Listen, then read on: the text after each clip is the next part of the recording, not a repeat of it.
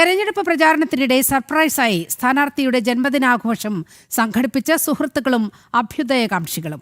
BJP. സംസ്ഥാന general സെക്രട്ടറിയും പാലക്കാട്ടെ NDA സ്ഥാനാർത്ഥിയുമായ ശോഭാ സുരേന്ദ്രനാണ് സർപ്രൈസ് നൽകിയത്. പ്രചാരണത്തിനിടെ പാലക്കാട് നഗരത്തിലെ സ്വകാര്യ ഓഡിറ്റോറിയത്തിലേക്ക് സ്ഥാനാർത്ഥിയെ കൊണ്ടുവന്ന് ജന്മദിനാഘോഷം സംഘടിപ്പിക്കുകയായിരുന്നു. തെരഞ്ഞെടുപ്പും സ്ഥാനാർത്ഥിയുടെ ജന്മദിനവും ഒരുമിച്ച് വന്നാൽ എങ്ങനെയുണ്ടാവും? പാലക്കാട് NDA സ്ഥാനാർത്ഥിയായ ശോഭാ സുരേന്ദ്രൻ്റെ ജന്മദിനമാണിന്ന്. ഇന്നിപ്പോൾ സഹപ്രവർത്തകരെ മറ്റ് പാർട്ടി പ്രവർത്തകരൊക്കെ ഒരുമിച്ചുകൊണ്ട് അവർക്ക് ഒരു സർപ്രൈസായിട്ട് ജന്മദിനത്തിന് ഒരു കേക്ക് മുറിക്കലൊക്കെ ഒരുക്കിയിരിക്കുകയാണ്. അങ്ങനെ ജന്മദിനം ആഘോഷിക്കുന്ന ഒരാളല്ലാന്നാണ് കേട്ടിരിക്കുന്നത്. ഇപ്പോൾ തെരഞ്ഞെടുപ്പിൻ്റെ ഒരു ഓട്ടത്തിലായിരിക്കും, അതിൻ്റെ ഇടയിൽ കൂടെയാണ് ഇങ്ങനെ ഒരു പരിപാടി സംഘടിപ്പിച്ചത്. എങ്ങനെ കാണുന്നത്? അതിപ്പോൾ ഇന്നലെ ഒരു അമ്മ ഞങ്ങൾ യാത്ര ചെയ്തുകൊണ്ടിരിക്കുന്നതിനിടയിൽ വന്നു. അപ്പോൾ അവർ ഒരു സാരിയും, എന്നെ അവർ കണ്ടിട്ടൊന്നുമില്ല ഇതിന് മുൻപ്, പക്ഷേ എൻ്റെ ഒരു ഏകദേശ എൻ്റെ ബ്ലൗസിൻ്റെ അടയാളവും ഒക്കെ നോക്കിയിട്ട് ഒരു ബ്ലൗസും തുന്നി കൊണ്ടുവന്ന് സാരിയും തന്ന് ഞങ്ങളെ വഴിയരികിൽ കണ്ട് യാത്ര പറഞ്ഞിട്ട് പോയി. അപ്പോഴാണ് ഞാൻ അറിയുന്നത് മീനമാസത്തിലെ ഉത്രട്ടാതി ഇന്നാണ് എന്ന്.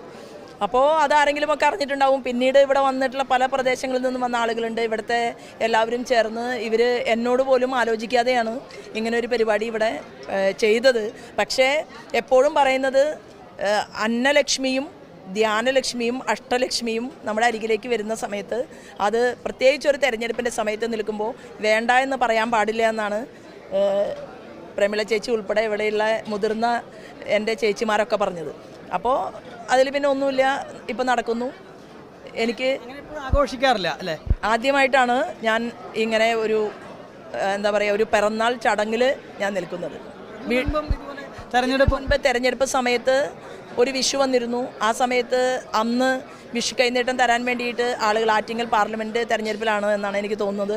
മറ്റൊന്ന് ഒരു വലിയ സമരം നടക്കുന്ന ഒരു സമരഭൂമിയിലായിരുന്നു. അപ്പം ഞങ്ങൾ ഉച്ചയ്ക്ക് 3 മണിയായി അവിടെ എത്തുമ്പോൾ. അന്ന് പിറന്നാളായിരുന്നു. പക്ഷേ അന്ന് അവരുടെ കൂടെ ഇരുന്നിട്ടാണ് കഴിച്ചത്. പക്ഷെ കഴിച്ചു കഴിഞ്ഞിട്ട് ഞാൻ പറഞ്ഞു ഇന്ന് എൻ്റെ പിറന്നാളായിരുന്നു എന്ന് ഞാൻ പറയുണ്ടായി. പിന്നെ അത് കഴിഞ്ഞ് തിരിച്ച് ഞങ്ങൾ ഇറങ്ങി വരുന്ന വഴിയിലൊക്കെ 2-3 സ്ഥലങ്ങളിൽ കേക്കുമായിട്ട് ആൾക്കാർ കാത്തു നിന്നു. അപ്പോൾ ഇത് ഒരു വിധി ഇങ്ങനെ ഉണ്ടായിരിക്കും, സന്തോഷകരമായിട്ടുള്ള. എല്ലാവരും ഇങ്ങനെ ചുറ്റും കൂടി ജന്മദിനാശംസകളൊക്കെ അറിയിച്ചപ്പോൾ ശരിക്കും വലിയ സന്തോഷമായി. അല്ല, ഇതിൽ എനിക്കിപ്പോൾ വലിയ വേദന എന്ന് പറയാൻ പാടില്ല. പക്ഷേ എനിക്കൊരു ആശങ്ക എന്താണെന്ന് അറിയുമോ? ചില ആളുകളൊക്കെ വന്നു, ചില ആളുകളെയൊന്നും വിളിക്കാൻ പറ്റിയിട്ടില്ല. അപ്പോൾ ഇതിൻ്റെ സംഘാടകർക്ക് ആരെ വിളിക്കണം ആരെ വിളിക്കേണ്ട എന്നറിയില്ല. കാരണം അവർ BJPയിൽ പ്രവർത്തിക്കുന്ന ആളുകളല്ല. അപ്പോൾ അതിൻ്റെ ഒരു ടെൻഷൻ എനിക്കുണ്ട്. ഇനി ഞാൻ എൻ്റെ ഫേസ്ബുക്ക് പേജിൽ ഒരു ലൈവ് ഇടണമെന്ന് ആലോചിച്ചുകൊണ്ടിരിക്കുകയാണ്. കാരണം എന്തുകൊണ്ട് ശോഭമ്മ ഞങ്ങളെ വിളിച്ചില്ല എന്ന് ചോദിക്കുന്ന എത്രയോ ആൾക്കാർ ഇവിടെ ഉണ്ടാവും. അപ്പോൾ അതെന്തായിരിക്കും എന്ന് എനിക്കറിയില്ല. ഇതിൻ്റെ ഒരു ആഫ്റ്റർ എഫക്റ്റ് നോക്കാം. പ്രചാരണം വലിയ രീതിയിൽ പോവുകയാണ്. ഇപ്പോൾ എങ്ങനെയുണ്ട് പാലക്കാട്ടെ വോട്ടർമാരുടെ ഭാഗത്തു നിന്നുള്ള ഒരു പ്രതികരണം എങ്ങനെയുണ്ട്? വളരെ സ്നേഹത്തോടു കൂടിയിട്ടും സന്തോഷത്തോടു കൂടിയിട്ടുമാണ് വോട്ടർമാർ സ്വീകരിക്കുന്നത്. എന്നെ ഏറ്റവും അത്ഭുതപ്പെടുത്തുന്നത്, കഴിഞ്ഞ ദിവസം ഞാനൊരു പഞ്ചായത്തിൽ പോയ സമയത്ത് ആ പഞ്ചായത്തിൻ്റെ മുൻ പ്രസിഡന്റ് കോൺഗ്രസ്സുകാരനായിരുന്നു, ശ്രീമാൻ ഭാസ്കരൻ. അദ്ദേഹത്തിൻ്റെ മകൻ, അതുപോലെ തന്നെ ബന്ധുക്കൾ, ഒരുപാട് ആളുകൾ കാത്തു നിൽക്കുന്ന ഒരു കാഴ്ച എനിക്ക് കാണാൻ സാധിച്ചു. ഇന്നിപ്പോൾ ഞങ്ങൾ പോയത് മാത്തൂരിൻ്റെ ഭാഗങ്ങളിലും കണ്ണാടിയിലെ വിവിധ പ്രദേശങ്ങളിലുമായിരുന്നു. അവിടെ ഒരു മുൻ MLA സഹോദരൻ ഞങ്ങളെ കാത്തു നിൽക്കുന്നുണ്ടായിരുന്നു. പക്ഷേ പറഞ്ഞു ക്യാമറയിൽ വരാറായിട്ടില്ല.